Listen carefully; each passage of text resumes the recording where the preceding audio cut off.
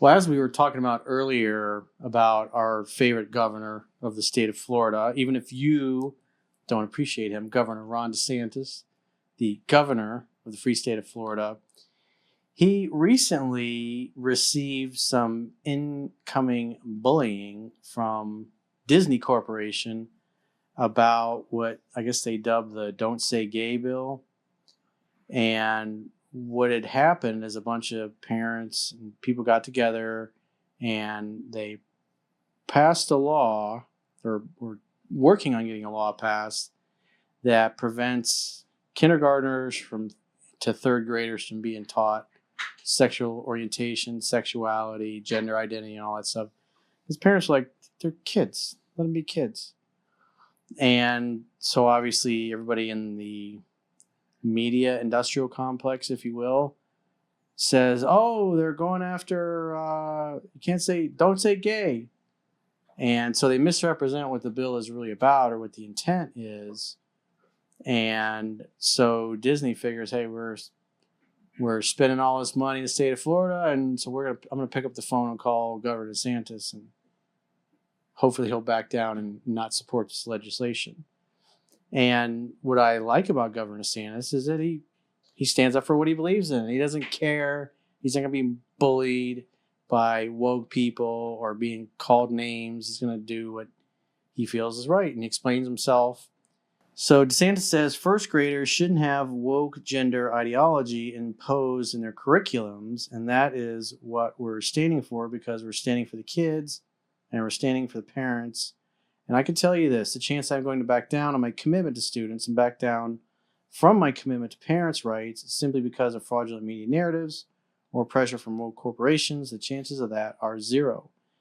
And when you have companies that have made a fortune of being family friendly, and when you have companies that have made a fortune off being family friendly and catering to families and young kids, they should understand that parents of young kids do not want this injected into their kids' kindergarten classrooms. They do not want their first graders to go and be told that they can choose an opposite gender. That is not appropriate for those kids. So if you're family friendly, understand the parents who are actually raising the families want to have their rights respected. And all too often you see the officials and teachers unions, whoever, basically have the attitude that parents shouldn't be involved in school curriculum or having any say in it. And he says, I also think you have companies like Disney that are going to say and criticize parents' rights. They're going to criticize the fact that we don't want transgenderism in kindergarten, first grade classrooms. If that's the hill that they're going to die on, how do they possibly explain lining their pockets with the relationship with the Communist Party of China? They make a fortune and don't say a word about the really brutal practices that you see over there at the hands of the CCP, the Chinese Communist Party. So in Florida, our policy is going to be based on the interests of Florida citizens, not on the musings of woke corporations. So how do they make money off of China? Do they have like a Disney in China or something? Oh, yeah. Okay. Their movies, they own the Marvel universe, all that. So they want to play nice because the Chinese have one of the biggest movie markets in the world. And they don't want to piss the Chinese Communist Party off because then they won't be able to sell movies over there.